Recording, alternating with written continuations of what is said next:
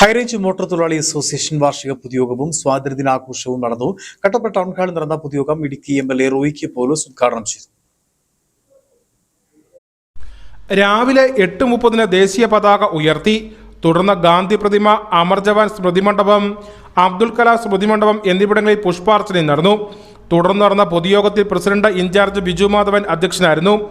Idukki MLA Roy K പൗലോസ് ഉദ്ഘാടനം ചെയ്തു. ആളുകൾക്ക് ഇന്നും ചെറിയ ചെറിയ പ്രശ്നങ്ങളൊക്കെ അവശേഷിക്കുന്നുണ്ട്. മാറ്റങ്ങളെല്ലാം ഉണ്ടായിട്ടുണ്ടെങ്കിലും ചെറിയ ചെറിയ പ്രശ്നങ്ങളൊക്കെ നിലനിൽക്കുന്നുണ്ട് എന്നുള്ളതും വസ്തുതയാണ് എന്നാണ് നിങ്ങളുടെ പ്രസിഡന്റ് ഇവിടെ സംസാരിച്ചപ്പോൾ ഈ പറഞ്ഞതിൽ നിന്ന് എനിക്ക് മനസ്സിലായത്. പ്രത്യേകിച്ച് നമ്മുടെ ജില്ലയിൽ പ്രശ്നങ്ങളുണ്ട്.